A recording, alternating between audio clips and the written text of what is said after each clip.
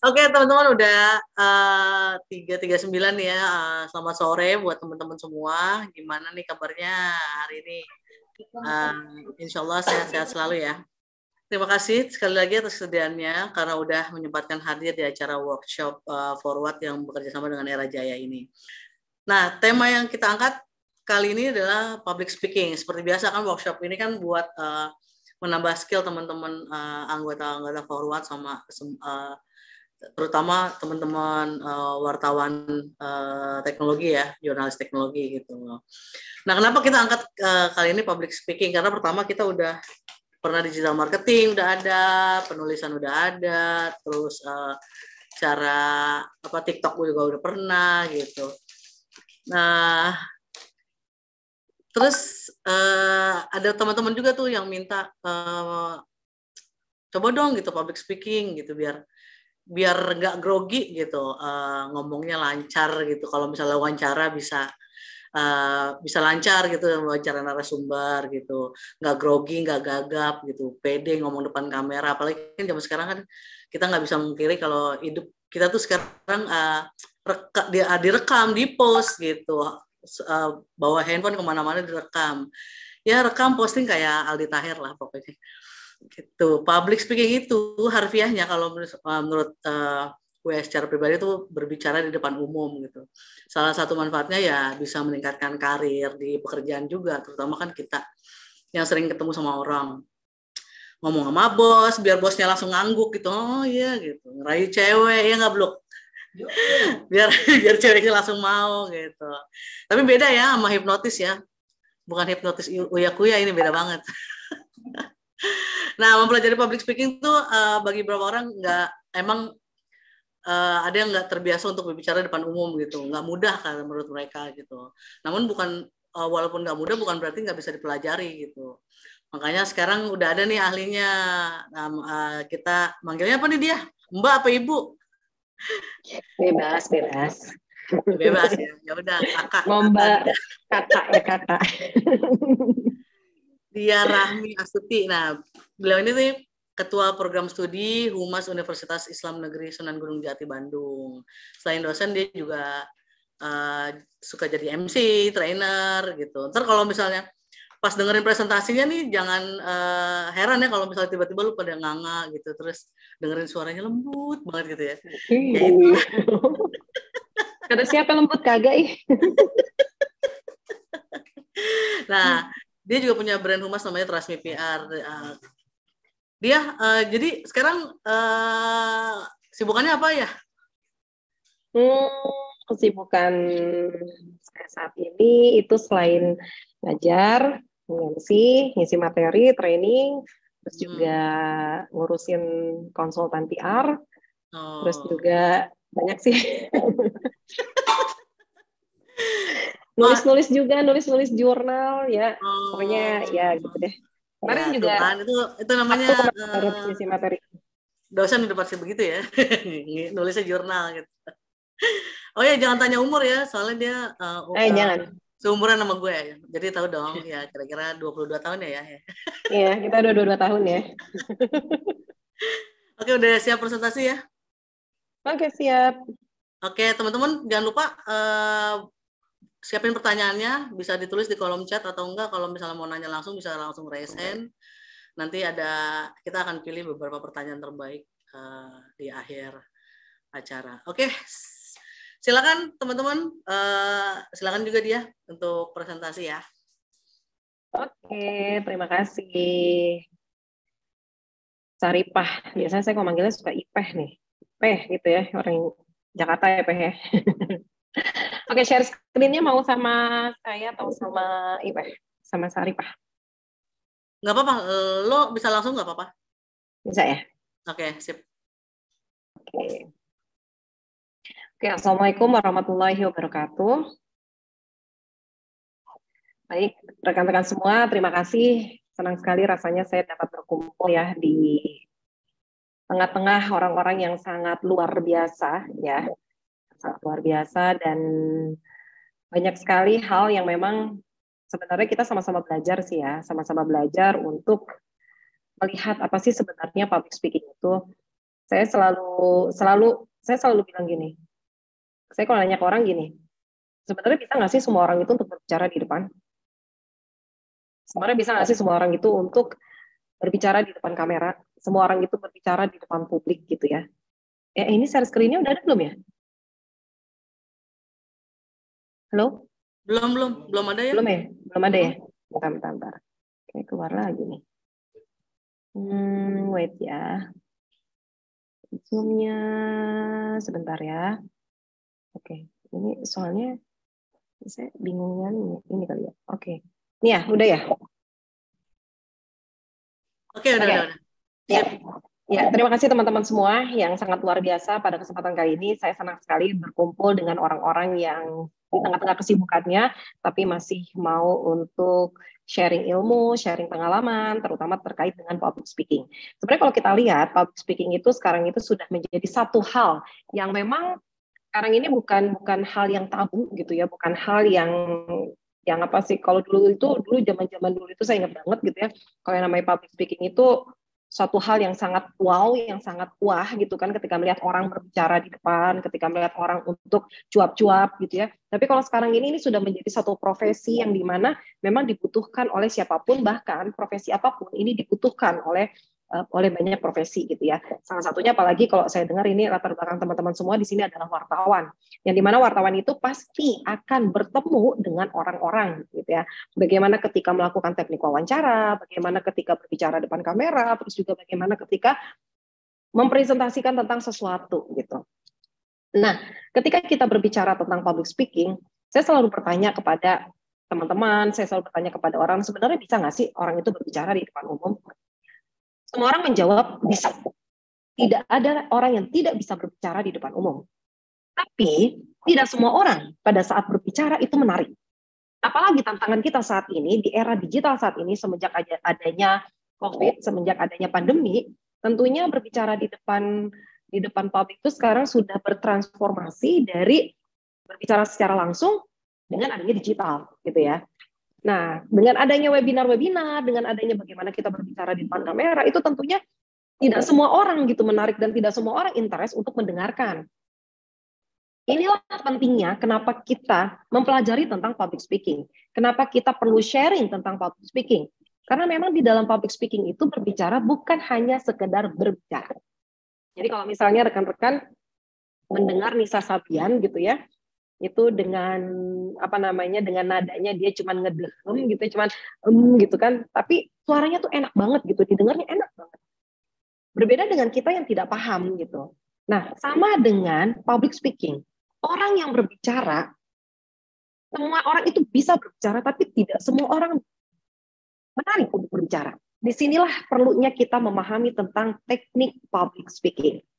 Kita sepakat, tadi sudah dijelaskan bahwa sebenarnya apa sih public speaking itu gitu ya. Public speaking itu adalah seni berbicara di depan publik. Tentunya dengan menggunakan teknik komunikasi yang efektif. Jadi kalau efektif itu adalah suatu pesan yang disampaikan tanpa disadari orang yang kita ajak berbicara itu mau mengikuti kita dengan sukacita gitu. Jadi nggak adanya paksaan. Jadi kalau misalnya kita nih, nah saya juga nggak tahu nih di sini rekan-rekan ini sering menggunakan komunikasi persuasif gitu ya, atau menggunakan komunikasi tidak persuasif gitu ya. Nah, berbicara tentang komunikasi yang efektif itu adalah bagaimana ketika kita berbicara, orang itu paham dengan apa yang kita sampaikan. Makanya di sini sebagai seorang pembicara, sebagai orang yang berbicara, itu perlu memahami dulu latar belakang dari orang yang kita ajak berbicara. Kita lihat di sini bahwa kegiatan dari public speaking itu sangat komprehensif sekali. Ada ceramah, ada juga presentasi, ada pidato, ada sambutan, ada MC, ada juga tadi Ibu Saripah gitu ya. Saripah aja ya. Kakak Saripah ya. Kakak Saripah pada saat berbicara membuka webinar kita, membuka Zoom hari ini gitu ya, membuka acara hari ini, itu bagian dari public speaking. Ketika menjadi moderator, apapun itu bentuk komunikasi yang dilakukan, baik secara langsung ataupun sekarang ini melalui media, kamera, itu disebut dengan public speaking. Nah, sering nggak? Rekan-rekan ini sering nggak nih mendengar orang ya ketika berbicara itu banyak kata e-nya. Tentunya ini akan sangat mengganggu ya, akan sangat mengganggu kita sebagai pendengar pada saat mendengarkan orang berbicara, dia lebih banyak kata e-nya. Atau pengulangan kata seperti misalnya nah kan, atau juga mengatakan kata mungkin. Kita mau presentasi ya, tapi pada saat kita berbicara kita terlalu sering mengatakan kata mungkin. Nah, ini adalah sebuah kata yang sebenarnya juga dipelajari dalam public speaking, pemilihan kata ya, diksi itu gitu kan. Terus bagaimana kita tidak terlalu sering melakukan pengulangan gitu. Kebayang nggak sih kalau misalnya rekan-rekan nih ya, ada yang pidato atau ceramah atau ada yang sambutan gitu, kita mendengar, terus yang memberikan sambutan atau yang ceramah ini dia berbicaranya assalamualaikum warahmatullahi wabarakatuh, sepertinya kalau saya yakin pasti rekan-rekan semua itu akan merasakan atau dia akan menghitung kata e-nya, kata em-nya gitu kan. Karena itu memang agak mengganggu ketika mendengar. Nah, kita sebagai seorang pembicara ya, melakukan teknik public speaking itu sebenarnya tidak sulit, tapi juga nggak mudah. Memang di sini dibutuhkan yang namanya latihan, dibutuhkan yang namanya membangun rasa percaya diri dan lain sebagainya. Oke, kita lihat di sini ya. Berbicara tentang public speaking, itu kalau di dalam ilmu komunikasi ada 5 hal. Ada komunikator, ada komunikan, ada pesan, ada media, dan juga ada efek. Komunikator itu seperti hari ini saya yang berbicara. Gitu. Saya berbicara itu disebut sebagai komunikator. Si pembicara itu sebagai komunikator. Nah, orang yang menerima pesan itu sebagai komunikan. Ada juga pesan yang tersampaikan, ada juga media yang digunakan. Nah, seperti saat ini kita menggunakan media Zoom. Ya, ada efeknya juga gitu. Nah, itu merupakan unsur-unsur dari public speaking itu sendiri. Nah, sebenarnya apa sih manfaat public speaking? Manfaat public speaking ini tentunya ini menjadi satu kebutuhan penunjang semua profesi apapun itu.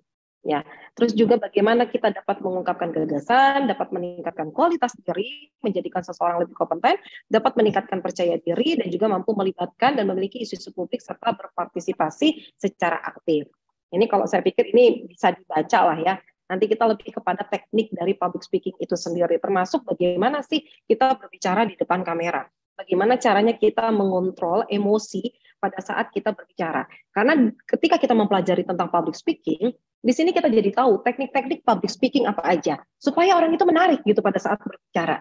Dari intonasinya, dari artikulasinya, dari bagaimana cara penekanannya, dari bagaimana cara dia mengolah vokal, dari bagaimana gesturnya, dari bagaimana cara dia mengontrol emosinya.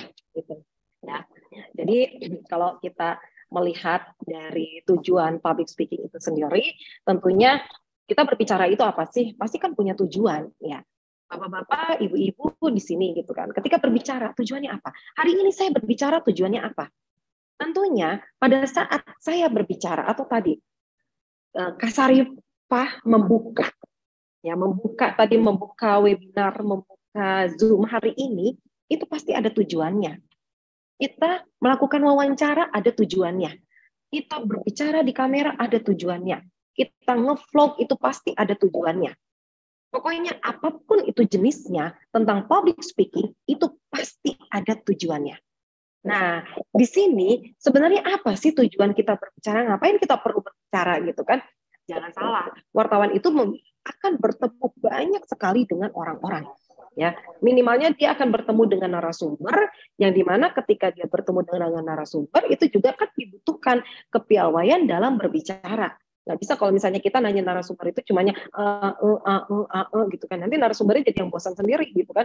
Ini kenapa sih wartawan kok nanyanya begini gitu kan? Tapi saya yakin di sini wartawan-wartawannya sudah wartawan yang sangat hebat ya. Jadi teknik komunikasinya itu pasti sudah sangat piawai sekali gitu.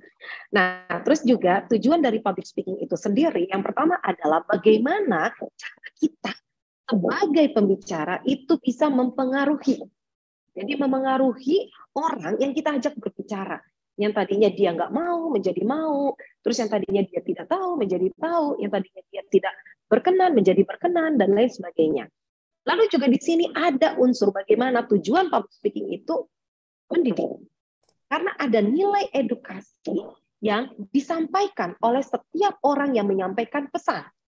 Kayak misalnya nih, bapak-bapak atau ibu-ibu di sini ya, ketika melakukan wawancara, atau ketika menyampaikan pesan atau informasi, pasti itu ada sifatnya ada mendidik.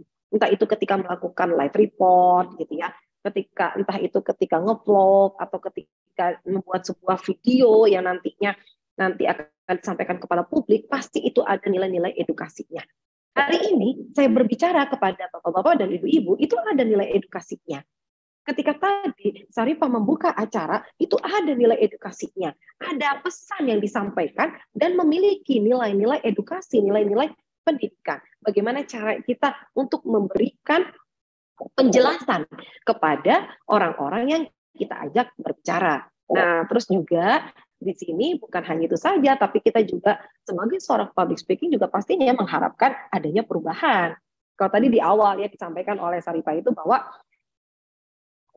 buat teman-teman nih yang tadinya nggak bisa ngomong gitu kan, bisa jadi ngomong, yang tadinya nggak pede, bisa jadi pede gitu kan. Itu kan tentunya ada sesuatu yang diinginkan, adanya perubahan ketika sudah mengikuti pelatihan ini. Walaupun sebenarnya pelatihannya itu ya cuma sebentar ya, efektifnya sih memang kita bisa ketemu secara langsung ya.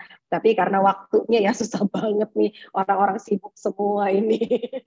Udah berapa kali kita schedulekan untuk tatap muka langsung ya Pak ya. Tapi luar biasa, kesibukan rekan-rekan wartawan ini sangat sangat luar biasa yang akhirnya ya sudah deh kita online aja gitu kan. Nah, di sini juga tentunya ketika kita mempelajari tentang public speaking, ini ada tujuan yang lain, yaitu kita mengajak gitu loh. Kita bisa mengajak orang lain, kita bisa juga memberikan informasi, itu pastinya setiap pembicaraan, setiap pesan yang kita sampaikan kepada orang, baik media itu mau dilakukan secara langsung, ataupun melalui kamera, atau melalui video, pasti ada tujuannya. Gitu. Oke, selanjutnya kita lihat di sini bahwa tantangan dari public speaking itu sendiri ya. Yang pertama, tentunya pada saat kita berbicara, ini tidak sedikit orang yang memiliki rasa takut. Jadi belum apa-apa sudah takut. Disuruh berbicara, saya takut.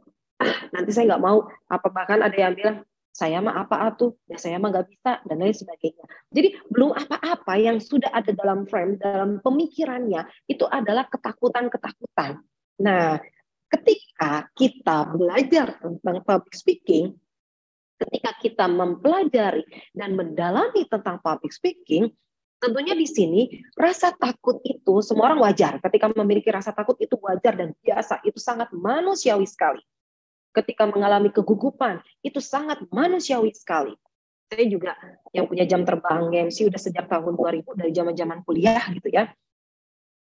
Suka MC di depan menteri gitu, wakil presiden, depan pejabat dan lain sebagainya, itu sebenarnya sudah biasa, apalagi dengan pengalaman yang sudah cukup lama gitu. Tapi tetap aja kalau ketemu orang baru, kalau ketemu dengan pejabat, apalagi itu pejabat kan kayak misalnya menteri agama sudah berganti-ganti gitu ya, itu pasti rasa takut itu ada, rasa nervous itu ada gitu. Cuma bagaimana caranya ketika kita sudah memahami teori tentang public speaking, kita jadi tahu bagaimana caranya kita mampu mengendalikan rasa takut itu gitu. Nah, bagaimana sih cara mengendalikan rasa takutnya? Nanti akan kita bahas pada slide berikutnya. Yang pertama adalah, dan ini menjadi tantangan kita ya, menjadi tantangan kita bagaimana kita mampu untuk mengendalikan rasa takut kita. Rasa takut terlihat bodoh, rasa takut terlihat tidak payah gitu ya, atau misalnya rasa takut karena merasa orang lain itu lebih ekspor gitu, atau misalnya merasa bahwa bukan apa-apa gitu kan. Nah, selanjutnya tantangan dari public speaking itu sendiri adalah bagaimana kita mampu untuk menyampaikan informasi ya, untuk menyampaikan informasi secara confident ya, secara percaya diri. Jadi di sini memang ketika kita berbicara tentang public speaking, tentunya di sini kita akan mampu bagaimana caranya kita menyampaikan informasi itu percaya diri. Ya, tadi kan kita kalau misalnya kenapa sih nggak pede, orang itu selalu bertanya kepada saya, bagaimana sih cara membangun rasa percaya diri gitu kan? bagaimana sih supaya kita pede, supaya kita berani, dan lain sebagainya. Nah, nanti kita akan bahas. Bagaimana sih cara membangun rasa percaya diri itu sendiri.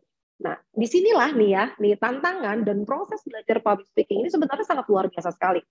Saya juga dulu itu cenderung kurang percaya diri pada saat pertama kali saya ngajar gitu kan sebagai dosen.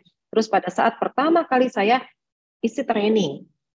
Wah, itu yang namanya gugup, nervous, rasa takut yang berlebihan gitu kan, yang belum apa-apa tuh udah keringet dingin gitu, yang udah aduh mules dan lain sebagainya. Udah gitu dulu itu kan ketemu secara langsung gitu ya, dan saya waktu itu ngisi materi itu di depan orang-orang yang sudah profesional gitu.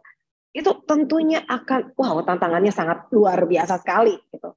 Nah, disinilah ketika saya mempelajari tentang public speaking, oh ternyata ini begini. Dan ketika kita mempelajari tentang sesuatu, ya termasuk public speaking, sebenarnya ini satu poin kita untuk menambah rasa percaya diri kita. Karena wawasan kita bertambah, gitu. Akhirnya kita menjadi confident. Nah, di sini juga bagaimana ketika kita memahami tentang public speaking, kita jadi tahu cara menyusun topik, materi, gagasan, itu secara sistematis. Karena saya percaya dengan kalimat bisa karena biasa. Gitu. Terus juga membuat audiens mengingat dan melakukan perubahan atau gagasan kita. Selanjutnya di sini kita lihat ya. Nah, ini nih. Siapa yang suka berpikir seperti ini? Ya. Jadi rasa takut itu muncul saat kita berbicara di depan khalayak. Ini alasannya. Biasanya kita itu takut kenapa sih? Itu kan selalu muncul tuh dalam pikiran-pikiran kita. Pertanyaan saya, kenapa takut gitu loh? Oh, sama-sama makan nasi, ya. Karena ini, pertama kita itu tidak terbiasa dengan yang namanya audiens. Nggak terbiasa dilihat oleh audiens. Nggak terbiasa berbicara di depan audiens. Tidak terbiasa untuk melihat situasi dan kondisi di mana kita harus berbicara dilihatin banyak orang. Tidak terbiasa kita menjadi public center gitu ya, di depan gitu kan, ketika kita lagi bicara orang pada ngeliatin kita, tahu kita baper gitu ya, disangkanya orang ketika kita lagi berbicara di depan orang pada bisik-bisik, disangkanya kita itu lagi diomongin gitu kan, jadi terlalu baper gitu ketika kita di depan. Nah, ini perasaan-perasaan ini sebenarnya emang muncul gitu ya, muncul karena ya itu tadi kita tidak terbiasa. Jadi kalau memang kita ingin menumbuhkan rasa percaya diri kita, tambahlah jam terbang. Mau sekecil apapun, kita memberanikan diri untuk berbicara. Karena dalam dunia public speaking nggak ada yang namanya instan. Nggak ada yang namanya orang langsung menjadi public speaker yang hebat gitu. Orang langsung menjadi public speaker yang profesional. Nggak. Tapi di situ dibutuhkan yang namanya bagaimana di sini kita mau berproses. Kita mau mencoba gitu. Dulu, saya selalu mengatakan, tidak ada yang tidak bisa dalam dunia ini. Yang ada mau atau tidak mau. Ketika kita mengatakan mau, maka telah datang satu kesempatan kita untuk bisa. Ketika kita mengatakan tidak mau, maka telah hilang satu kesempatan kita untuk bisa. Makanya ada kalimat, bisa karena biasa. Ini pengalaman pribadi saya sendiri. Dulu, pada saat saya belum bisa mengendarai mobil gitu ya, dulu itu saya punya trauma tersendiri sebenarnya, karena beberapa kali mengalami kecelakaan, pernah di jalan tol gitu ya, pernah di jalan biasa gitu kan, berapa kali gitu. Itu bikin saya yang jadi, aduh kayaknya saya nggak bisa deh untuk nyetir gitu kan. Saya selalu menjadi penumpang yang manis, duduk manis di samping supir gitu kan. Selalu mengatakan, aduh nggak bisa deh, saya nggak bisa deh kayaknya ini deh. Nah itu tadi terlalu banyaknya ketakutan. Aduh, saya takut nanti nih kalau saya nyetir, saya ditabrak orang. Kalau saya nyetir, kalau nggak saya yang nabrak orang gitu kan. Nanti orang kalau lagi nyebrang gitu. Jadi hal-hal yang belum terjadi itu terpikirkan banyak banget ada di dalam otak. Nah ini sebenarnya yang mengkerangkeng diri kita untuk tidak percaya diri. Jadi terkerangkeng di otak kita itu hal-hal yang sifatnya, aduh saya tuh takut, saya ini, saya itu gitu kan. Sampai pada satu titik di mana saya memberanikan diri, saya kayaknya perlu mencoba gitu. Saya harus mencoba nih nyetir nih gitu kan, karena nggak mungkin saya hanya mengandalkan orang untuk aktivitas saya yang lumayan agak tinggi, agak padat gitu kan, yang jam segini saya harus sudah ada di sini, jam segini saya di sini gitu. Dalam satu hari itu ada beberapa acara, ada beberapa agenda yang saya encok-encok gitu loh tempatnya gitu. Nah di sini saya berpikir bahwa saya harus mencoba. Kenapa kalimat tidak ada yang tidak bisa dalam dunia ini, yang ada mau atau tidak mau? Karena ketika kita mengatakan mau, maka telah datang satu kesempatan kita untuk bisa. Disinilah adanya yang namanya usaha-usaha. Jadi kalau kita bilang mau, pasti ada usaha. Minimalnya kita belajar dari YouTube, gitu kan? Kita melihat orang-orang. Nah, ketika saya mengatakan saya mau mencoba untuk mengendarai mobil, untuk nyetir gitu ya, disinilah adanya yang namanya upaya. Disinilah yang ada yang namanya usaha. Saya jadi kursus, belajar sama orang gitu kan, bla bla dan lain sebagainya. Yang pada akhirnya sekarang saya juga nggak menyangka ternyata saya sudah bisa lintas provinsi gitu ya, dari Jawa Barat ke Jawa Tengah gitu, udah sampai Malang ya, lumayan lah prestasinya Peh ya. Jadi kalau ke Jakarta nggak ada apa-apanya Peh. Jadi makanya di sini inilah yang menjadikan motivasi untuk saya selalu mengatakan pada saat saya berbicara kepada rekan-rekan gitu ya, memiliki rasa tidak percaya diri atau terlalu banyak ketakutan gitu kan, saya selalu itu menjadi inspirasi gitu, itu selalu menjadi motivasi bahwa ternyata nggak ada loh yang nggak bisa kalau kita mengatakan mau gitu. Jadi intinya adalah kita mau mencoba. Nah ini rasa takut ini sebenarnya apa sih yang mempengaruhi rasa takut? Itu adalah mindset. Itu adalah pemikiran kita sendiri. Jadi rasa takut itu muncul karena pemikiran kita sendiri. Kita berpikir ya, kita berpikir ini nih, kesadaran bahwa kita tahu diri bahwa kita punya kekurangan. Kita juga terlihat sering merasa bahwa orang lain itu lebih paham, ada orang yang lebih ekspor. Terus juga merasa terasing, menjadi pusat perhatian. Terus kita merasa bahwa saya takut terlihat bodoh gitu ya. Terus juga misalnya kita dinilai sebagai pembicara yang payah gitu kan. Nah sebenarnya perasaan-perasaan ini adalah kondisi psikologis yang dimiliki semua orang. Bedanya, ada orang yang mampu mengendalikan kondisi psikologis itu, ada yang dia membiarkan kondisi itu sampai pada titik di mana dia tidak pernah berani untuk mencoba. Jadi, ini alasan kenapa muncul rasa takut saat berbicara di depan. Dulu saya pertama kali waktu entah tahun berapa saya lupa gitu, saya pernah casting di TVRI Jabar waktu itu. Terus saya juga pernah bawain acara di Bandung TV ya. Waktu itu saya jadi host gitu kan.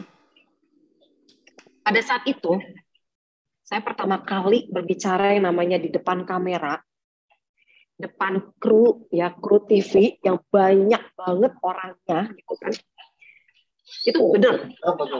Karena itu the first ya, pertama kali saya berbicara di depan dan tidak terbiasa. Saya mikir gini, saya mendingan berbicara di depan orang banyak deh gitu daripada saya harus berbicara di depan kamera gitu kan. Ternyata itu adalah pemikiran yang salah. Dan di situ saya dituntut untuk bisa pada saat saya pertama kali casting gitu kan, bacain berita. Nah, akhirnya itu yang namanya, saya benar-benar ngerasain yang namanya kalau orang Sunda mah keringat segede-gede jagong gitu ya. Jadi keringat itu yang gede-gede, keringat dingin gitu kan. Yang namanya saya langsung gugup gitu bicara. Biasa bicara depan orang, banyak orangnya, ini harus berbicara dengan di kamera padahal krunya itu cuma berapa orang gitu kan. Tapi kenapa nervousnya luar biasa gitu. Itu karena tidak terbiasa. Dan di situ pemikiran takut gitu. Aduh nanti saya takut nih kalau di depan kamera gitu. Orang lihat saya tuh kayak gimana gitu. Nanti kalau ini ada dan sebagainya gitu. Padahal ketika sudah dicoba, ketakutan itu hanya ada dalam pikiran kita. Ya. Jadi akhirnya saya bisa bawain acara waktu di Bandung TV gitu kan, bawain sebuah program gitu kan. Terus juga akhirnya saya juga, apalagi pas semenjak pandemi kemarin itu kan kita dituntut untuk berbicara di depan kamera. Jadi kalau misalnya ada orang yang Zoom meeting gitu kan, yang dia bicara gitu, tapi matanya kemana aja, ada yang fokusnya itu ke layar, ada yang fokusnya ke atas, ada yang fokusnya ke bawah, dan lain sebagainya. Nah, itu sebenarnya teknik yang memang belum dipahami oleh semua orang. Jadi kan yang namanya kita berbicara itu kan perlu adanya kontak mata gitu ya. Kalau ketemu langsung sih enak, kita bisa lihat gitu kan, kita bisa lihat kontak matanya seperti apa gitu. Nah, ketika melalui kamera, bagaimana cara kita melakukan kontak mata gitu. Nah, salah satunya adalah kita fokus pada satu titik kamera yang ada di laptop kita.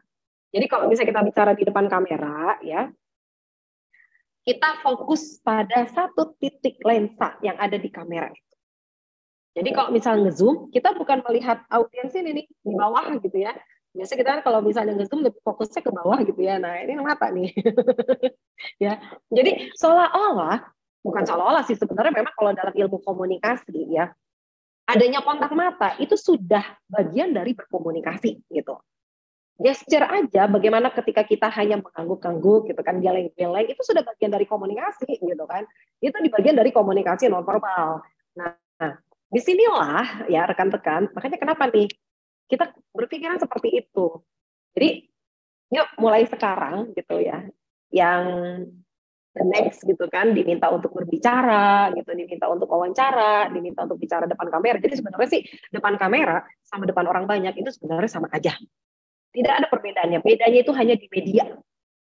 Tekniknya sama aja.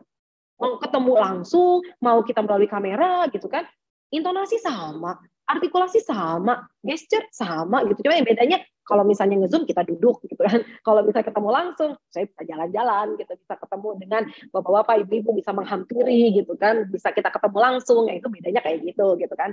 Nah, semenjak pandemi ini kita dituntut untuk mampu berbicara di depan kamera. Makanya disinilah yang disebut dengan digital public speaking ya. Jadi sekarang itu sudah mulai marak-maraknya orang berbicara tentang digital public speaking. Digital public speaking sebenarnya itu. Jadi ada nggak sih perbedaan ketika kita berbicara di depan dengan kita bicara dengan di kamera gitu kan? Yang bedanya itu ya kalau kita berbicara secara langsung, audiensnya itu terlihat secara langsung.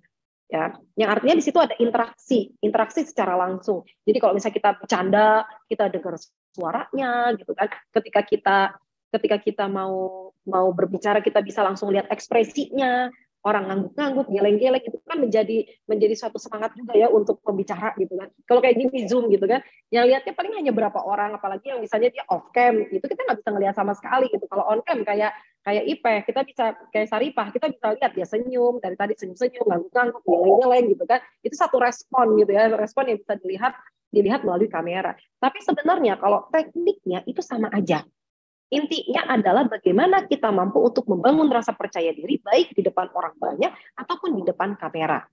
Nah, di sini ya, ini hal-hal ini tadi nih, kenapa sih muncul rasa takut ini gitu kan? Ketika kita merasa bahwa ada orang lain yang lebih expert, ada orang lain yang lebih paham, ada orang lain yang aduh saya tuh kayaknya gimana ya. Nah, itu sebenarnya adalah pikiran-pikiran negatif kita saja. Bagaimana sih caranya kita untuk menghilangkan rasa takut ini gitu kan? Nah, sebenarnya ada hal yang perlu diperhatikan pada saat kita merasa takut. Pada saat kita tadi ini, memiliki rasa takut yang berlebihan. Ketika kita mempunyai pikiran-pikiran seperti ini. Jadi, kalau ditanya, bagaimana sih cara membangun rasa percaya diri? Hal yang paling mendasar itu sebenarnya bukan pada orang lain. Dan jawabannya pun bukan ada pada orang lain. Jawabannya bukan ada pada diri saya, jawabannya bukan pada diri Saripah, jawabannya bukan pada diri orang lain. Tapi jawabannya adalah ada pada diri sendiri. Jadi kalau orang nanya, makanya kenapa orang sudah melakukan teknik ini, tapi kok masih nggak pede gitu. Kita mau berlatih secara terus-menerus, secara kontinu, kita mau mempersiapkan materi, kita mau mempersiapkan diri sebagaimanapun, kalau mindset-nya nggak diubah, itu tidak akan membuahkan hasil. Jadi yang perlu diubah itu ini dulu. Kita hilangkan rasa takut yang berlebihan, yang belum terjadi itu dalam pikiran kita. Saya teringat dengan pepatah, dengan kalimat bijak gitu ya, yang ada di dalam ilmu psikologi. itu mengatakan hati-hati dengan pikiran. Karena pikiran akan berbuah perbuatan. Hati-hati dengan perbuatan karena akan berbuah hati-hati dengan pikiran karena akan berbuah ucapan. Jadi biasanya kalau kita pikirin gitu, saya pikirin nggak mau, itu akan terlontar dari mulut kita. Pas disuruh, nanti disuruh bicara, nanti begini, nanti kamu nemuin narasumber gini. Dalam pikiran dia udah nggak mau, maka ini akan terucap nggak mau. Ketika berucap tidak mau, di situ tidak ada effort, tidak ada usaha. Yang akhirnya perilakunya menunjukkan perilaku yang nggak mau, ogah-ogahan, males dan lain sebagainya. Tapi kalau misalnya saya mau gitu kan, terus terucaplah, oke, saya mau. Ketika dia sudah berucap mau, maka perilakunya dia akan mencari narasumber, dia akan mencari wawasan yang luas, gitu. Dia akan mempersiapkan diri, dia akan banyak tanya-tanya sama orang dan lain sebagainya. Nah, hati-hati dengan perilaku. Karena perilaku akan membuahkan kebiasaan. Jadi pembiasaan yang kita lakukan sebenarnya itu adalah bagian dari efek dari perilaku yang kita lakukan. Nah, hati-hati dengan yang namanya pembiasaan. Karena pembiasaan inilah yang nantinya akan menjadi karakter. Jadi karakter orang itu sebenarnya dibangunnya dari sini, gitu, dari pikirannya. Dari dia tadinya pikirannya negatif, maka nanti ya karakternya akan berpikir negatif terus gitu kan. Perilakunya ya negatif gitu kan. Nah, makanya di sini bagaimana kita yang pertama kali untuk membangun rasa percaya diri sebelum kita menambah wawasan, sebelum kita melakukan yang namanya latihan, mindset kita yang perlu diubah. Ubah pikiran negatif menjadi positif. Ya. Sesudah itu baru kita mempersiapkan diri dengan menambah wawasan, dengan melakukan latihan, bisa latihan depan kamera, bisa latihan depan kaca gitu ya. Kalau orang-orang dulu kan latihan depan kaca gitu. Kalau sekarang ini kan banyak metode yang bisa dilakukan. Apalagi banyak alat yang sudah mumpuni gitu ya. Jadi fasilitas itu sudah banyak banget sekarang itu. Tidak seperti zaman dahulu kala gitu kan, zaman saya kuliah gitu. Itu fasilitas itu sangat luar biasa susahnya gitu. Nah, di sini ya, kalau kita sudah latihan, mempersiapkan diri, itu nanti akan menunjang gitu. Yang penting itu tadi, mindset kita yang memang perlu untuk diubah. Dan juga jangan lupa untuk menambah jam terbang. Nah ini nih, siapa yang sering merasakan seperti ini? Ya, disuruh ngomong, tiba-tiba keringat dingin. Tangan dingin, dari ujung kepala sampai dengan ujung kaki itu semuanya dingin. Ya, gemeter gitu kan, ngerasa gemeter, ada vibrasi dalam suaranya. Ada orang yang ngomong pada saat Assalamualaikum warahmatullahi wabarakatuh, nah itu bergetar gitu ya. Terus juga tiba-tiba terlihat pucat, terus gugup gitu kan, sesak nafas, mulut juga terasa kering, mules. Saya sering nih ngerasain mules tuh. Apalagi kalau misalnya dia suruh ngisi materi orang-orang profesional semua gitu kan.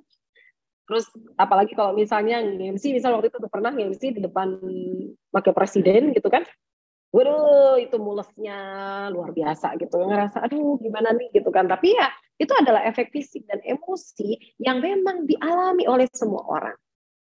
Disinilah perbedaannya ketika orang sudah mempelajari atau dia sudah mempunyai pengalaman terkait dengan public speaking dengan yang baru. Kalau yang sudah mempunyai pengalaman, tentunya dia akan sangat cepat untuk beradaptasi. Dia akan cepat untuk mengatasi rasa-rasa yang dihadapinya, gitu. Nah, selanjutnya makanya jangan lupa untuk terus-terusan kita menambah jam terbang. Ini nih tadi, mengusir rasa takut ya. Tidak sedikit orang itu mampu untuk menghindari rasa takut. Yang pertama itu tadi, ubah fokus dari pikiran negatif menjadi positif. Jadi hal-hal yang kita pikirkan terlalu banyak ketakutan, itu kita ubah menjadi positif. Saya bisa, dan lain sebagainya. Gerakan, jangan salah, gerakan tubuh kita itu akan terlihat kita itu optimis atau pesimis. Ya, dari salam aja. Orang ketika kita nih, misalnya saya mau MC, gitu kan. Kalau salam saya di awal itu sudah yang Assalamualaikum warahmatullahi wabarakatuh, itu pasti akan berbeda penerimaannya oleh audiens. Dengan ketika saya mengatakan Assalamualaikum warahmatullahi wabarakatuh. Mampu menatap audiens dengan gestur yang tegap, gitu, yang berdiri tegap, gitu kan. Terus melihat audiens dengan senyuman dan lain sebagainya. adanya kontak mata itu menunjukkan bahwa orang itu percaya diri gitu.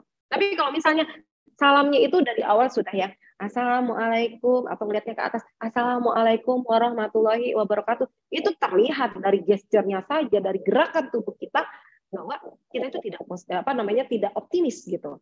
Kita menjadi orang yang pesimis. Nah, gerakan tubuh itu berpengaruh. Jadi kalau di depan itu nggak yang cuman begini-begini doang gitu kan, cuman ya baiklah. Nah, makanya kenapa kita perlunya, Mary Riana itu mengatakan gunakan tools yang ada di dalam diri kita. Mau itu kening, mau itu ekspresi wajah gitu ya, mau kita tersenyum, mau kita bisa mengernyit gitu kan, mau tangan kita main, mau gerak badan kita itu juga main, karena namanya kita berbicara dengan adanya gerakan gitu ya, gerakan yang optimis, ini tentunya akan menambah bobot bicara kita. Tentunya ini akan menambah bagaimana kita itu bisa terlihat lebih percaya diri. Selanjutnya, kita rileks pada saat menyampaikan pesan-pesan. Jadi, kita melakukan relaksasi. Kita juga bagaimana di sini mampu untuk mengendalikan pernafasan kita. Jadi kalau berbicara itu kadang ada orang ya, yang berbicara itu dia nadanya tinggi terus gitu, seperti orang yang orasi, seperti orang yang demo gitu kan. Ada juga orang yang pada saat berbicara itu lemah gemulai gitu ya. Nah ini kalau terlalu lemah gemulai, apalagi jam-jamnya segini ya Peh ya, itu jam-jamnya rawan loh gitu kan. Pokoknya udah di atas duhur gitu ya, berbicara itu beda dengan pagi hari yang masih semangat. Orang itu kalau udah makan, biasanya udah sholat gitu kan, itu yang udah yang kayaknya enaknya kita tidur deh, apalagi kalau dengerin orang harus ngomong, cop-cop dan lain sebagainya gitu kan, itu tentunya pasti akan, ya bisa-bisa nanti orang-orang pada bikin pulau gitu kan. Nah, jadi di sini adalah bagaimana ketika kita mampu untuk rileks, dan juga disinilah pentingnya kita untuk mengendalikan pernafasan kita. Jadi, karena gini, pernafasan itu ya, ketika kita mampu mengendalikan pernafasan kita, disinilah kita akan mampu untuk mengendalikan emosi kita pada saat berbicara. Jadi berbicara itu tidak terlalu merepek buru-buru gitu. Jadi adanya jeda gitu kan. Adanya pada saat kita naik, tuh ada saat kita turun, ada saat kita nengah. Nah, ini kan sebenarnya teknik-teknik gitu ya, nggak flat, datar gitu ya. Kebayang kalau misalnya flat, datar, jam-jam segini gitu kan. Saya berbicaranya, oke, baik. Bapak-bapak, ibu-ibu, kita akan membahas tentang public speaking. Ada yang tahu di sini public speaking itu apa? Jangan gitu, bapak-bapak, ibu-ibu nanti serasa dini nak bobokkan gitu loh. Ya, udah mah ngapain dengan, udah di depan kasur gitu ya, udah oke gitu kan, udah yang ya udah deh, ya kayaknya ini mah enaknya udah tidur aja deh gitu kan. Apalagi sambil ada ibu-ibu yang sambil ngelongin anaknya gitu kan, ya udah paling enaknya udah langsung ngerep gitu, langsung tidur aja. Nah disinilah ya, makanya kenapa kita perlu ya mempelajari tentang teknik-teknik dari public speaking itu sendiri. Jadi relax dan mengendalikan pernafasan. Selanjutnya adalah prepare and practice. Bagaimana di sini kita mempersiapkan dan juga melakukan yang namanya latihan. Tadi sempat dibahas ya. Ini juga tentunya akan meningkatkan rasa percaya diri kita. Terus juga ini nih, menciptakan gambaran bahwa kita itu adalah seorang public speaker yang hebat. Jadi menciptakan gambaran dalam pikiran-pikiran kita. Ya, pikiran-pikiran kita itu tidak diciptakan hal-hal yang sifatnya negatif, tapi menciptakan bagaimana pikiran-pikiran kita itu menjadi satu hal yang positif. Jadi menciptakan bahwa saya itu adalah public speaker yang hebat loh, saya itu pasti bisa, saya itu mampu gitu. Itu pengalaman saya banget.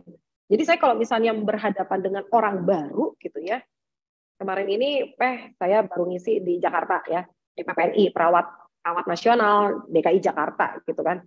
Nah, itu juga pada saat berbicara awalnya itu kan secara langsung gitu ya. Saya itu juga pasti akan ada, wah ini agak nervous nih karena kan orang-orang profesional gitu ya, orang-orang profesional yang tentunya public speaking ini bukan suatu hal yang baru untuk mereka gitu kan. Tapi saya diminta untuk berbicara gitu. MC bukan satu hal yang baru untuk semua orang gitu kan. Pasti orang ada yang udah pernah MC dan lain sebagainya.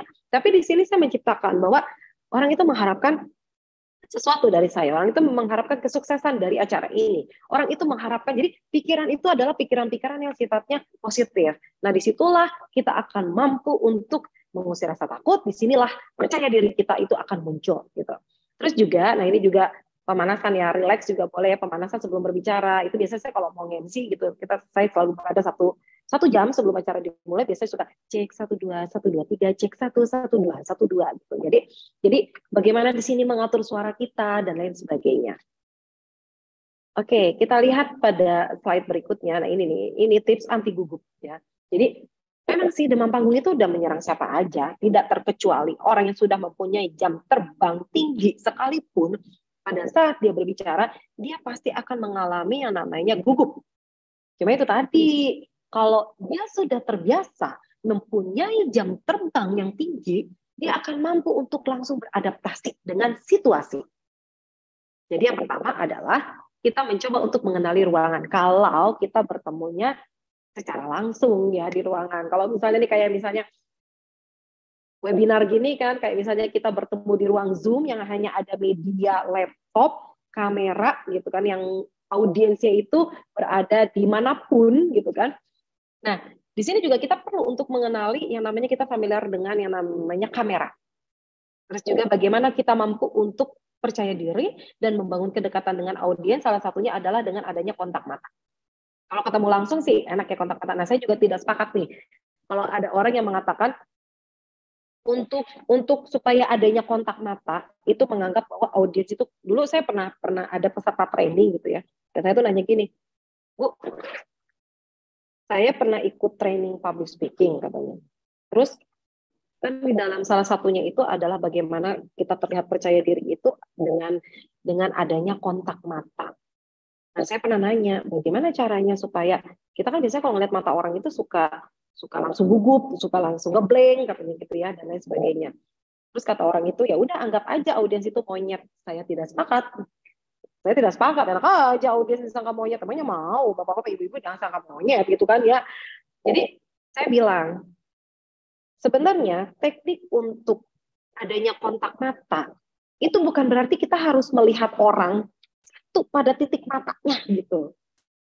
Jadi kita lihat aja seluruh orang yang ada di ruangan, kan kita nggak mungkin kalau ngeliat orang di ruangan itu sampai yang matanya itu sampai lama gitu ya, sampai di apa sih namanya dilihatin begitu gitu kan. Jadi ada tekniknya.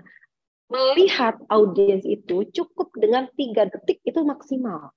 Yang terpenting adalah adanya kita melihat orang, dan melihat itu tidak perlu satu persatu. Kita cukup melihat hanya misalnya di sisi sana, di sisi tengah, di sisi pinggir kanan gitu kan, di sisi pinggir kiri gitu. Jadi ya kita hadapi kalau itu audiens, jangan menganggap audiens itu monyet gitu. Karena kalau kita tersadarkan, karena kan itu kan bermain pikiran ya. Kalau kita bermain pikiran seperti itu, takutnya nanti disadarkan ada yang kenal nih, tiba-tiba itu pasti akan blanknya parah gitu. Kita pasti yang langsung gugupnya akan parah, akan lebih memperburuk keadaan kita gitu. Nah, jadi di sini saya lagi nyari charger ini. Jadi di sini ya bagaimana ketika kita memahami membangun kedekatan dengan audiens, salah satunya itu tadi ya dengan kontak mata, terus memahami materi, relaksasi, teknik visualisasi tadi, menyadari bahwa audiens mengharapkan kesuksesan, hindari minta maaf terlalu sering, fokus pada materi, transformasikan kegugupan jadi hal yang positif dan menambah jam terbang. Nah ini, Mary Riana ya mengatakan bahwa tubuh itu mampu berbicara. Jadi namanya seorang public speaker, gitu kan, itu dituntut untuk menjadi seorang aktor, dituntut untuk menjadi seorang aktris. Gitu. Jadi berbicara itu bukan cuma sekedar berbicara, bagaimana dia mampu untuk memainkan gesturnya, memainkan bahasa tubuhnya. Yang tadi saya bilang, ekspresi muka itu berpengaruh loh. Kita bicara gitu ya. Saya udah bicara berapa lama ini, gitu kan. Nggak kerasa udah 4:30 lagi ya. Jadi ketika berbicara dari tadi, udah Bapak lihat kan, gerakan saya itu nggak diem gitu, yang selalu berbicara, padahal cuma ngomong depan kamera gitu kan. Pengaruh loh Pak, Bu. Pengaruh. Kalau kita berbicara dengan gerakan tubuh, ya, ini tentunya menambah bobot bicara kita. Sama halnya ketika kita berbicara semangat. Coba kalau kita bilang semangat, yuk, semangat. Orang akan semangat nggak? Ya akan. Tapi kalau misalnya kita nih bilang, yuk, semangat gitu kan, semangat gitu, kayak semangat 5 gitu kan, itu kan adanya penekanan gitu, adanya ini jadi membuat kita menjadi semangat gitu kan, untuk ya sama seperti kita bilang assalamualaikum, kayak misalnya kita bilang selamat pagi kalau kita cuma selamat pagi gitu kan, orang menjawabnya pagi gitu kan, beda dengannya semangat pagi gitu kan, orang jadi langsung pagi gitu. Jadi hentakan gerakan tubuh itu akan sangat berpengaruh. Dan itu tentunya menunjukkan bahwa orang itu optimis, ya.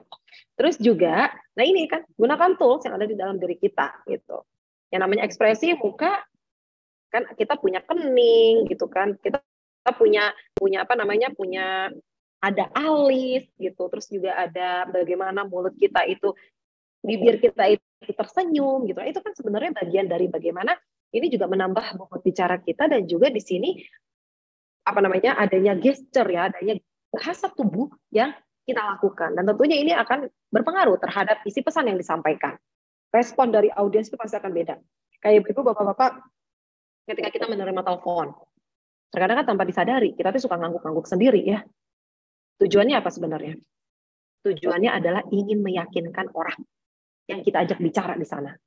Sama ketika kita berbicara, sebenarnya kita berbicara di depan itu tujuannya apa sih? Pasti kan ingin meyakinkan. Bagaimana caranya untuk meyakinkan orang? Salah satunya adalah dengan gesture kita. Kayak kita nelfon, enggak, benar Pak, enggak, gitu kan.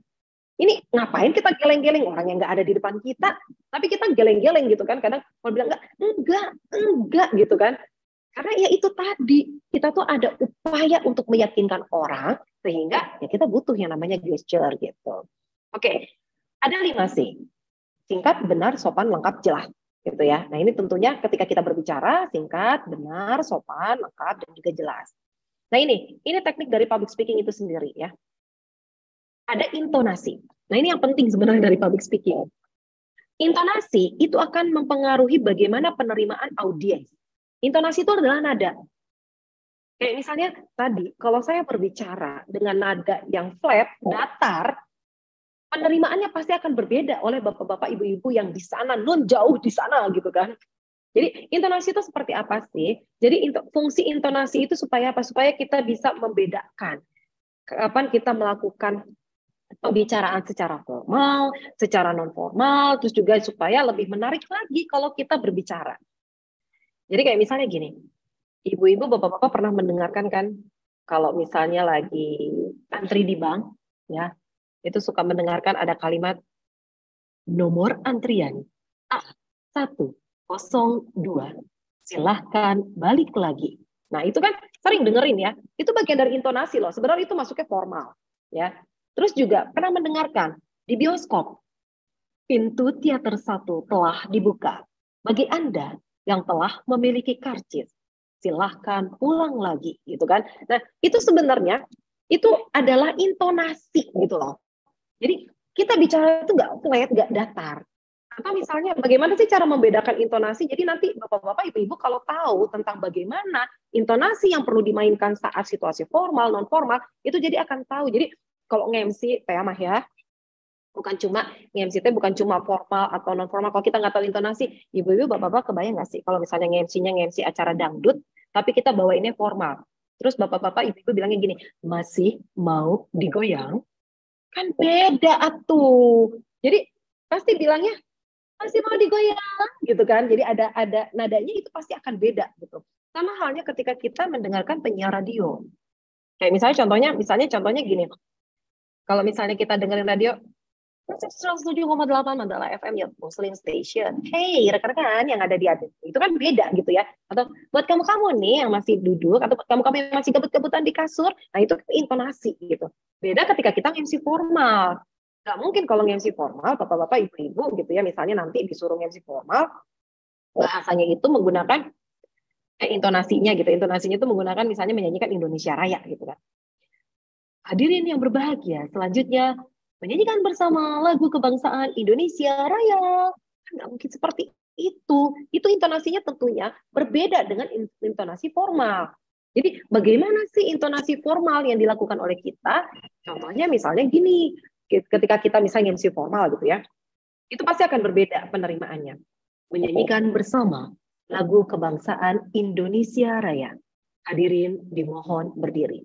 Penerimaannya ke audiens beda nggak? Pasti beda. Nah, inilah yang disebut dengan intonasi. Jadi kalau misalnya, sebutin dong 3 intonasi yang berbeda. Bapak-bapak, ibu-ibu tinggal lihat aja. Penyiar radio intonasinya beda. Pembaca berita intonasinya beda. Intonasi pembaca berita gimana? Walaupun sama-sama formal dengan MC formal, apakah sama? Itu ada perbedaannya. Jadi kalau misalnya baca berita itu kan intonasinya dia lebih kepada nada dasar gitu ya, tapi dia lebih lentur gitu kan. Kayak misalnya, selamat petang pemirsa, jumpa lagi bersama saya Dia Rahmi pada Jabar Dalam Berita, edisi Kamis 21 April 2022. Seorang ibu dan kedua buah hatinya tewas di rumahnya sendiri di Cimahi. Sementara itu di bagian lain, nah itu kan beda. Dan nggak intonasinya sama yang tadi. Nah itu, di situ kenapa kita mau pelajari yang namanya public speaking. Jadi kita akan tahu nih intonasi-intonasinya, termasuk ketika kita misalnya wawancara dengan orang, atau ketika kita live report.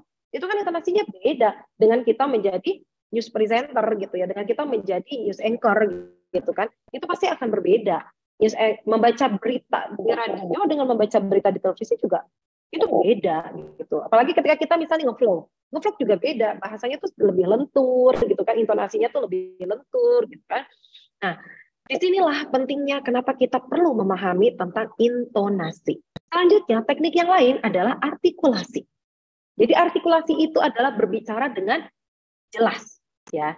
Penyebutan pelafalan A, B, C, D, E, F, G, jadi konsonan vokalnya tuh jelas, gitu. Nggak yang kayak orang kumur-kumur. Nanti penyampaian pesannya akan berbeda. Nanti memiliki makna yang berbeda. Kayak misal kita menyebutkan, kita ngomongnya pelan-pelan gitu ya, menyebutkan profesor dengan prosesor karena kita terburu-buru dan akhirnya ada, kalau kata orang Sunda mah dicaletot gitu ya. Jadi ada, karena kita terlalu terburu-buru gitu, yang akhirnya ketika kita bilang profesor gitu, jadi prosesor gitu. Itu maknanya beda nggak? Itu maknanya jauh berbeda.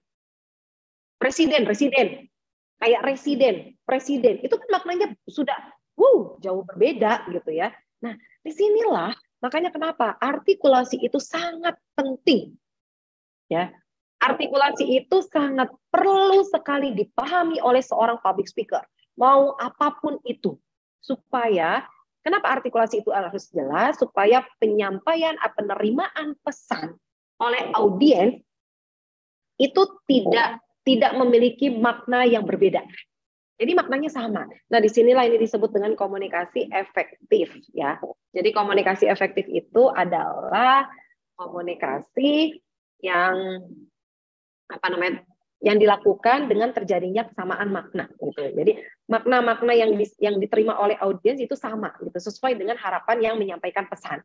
Makanya artikulasi itu memiliki pengaruh untuk penerimaan pesan, ya. Kalau misalnya kita artikulasinya nggak jelas, hilang aja satu huruf, itu akan berbahaya tentunya. Saya teringat waktu lagi saya nge-MC zaman Menteri Bapak Lukman Hakim Saifuddin dulu ya.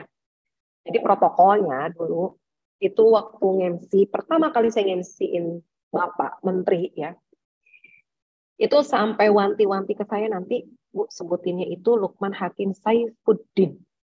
Jadi harus pakai I, harus double D.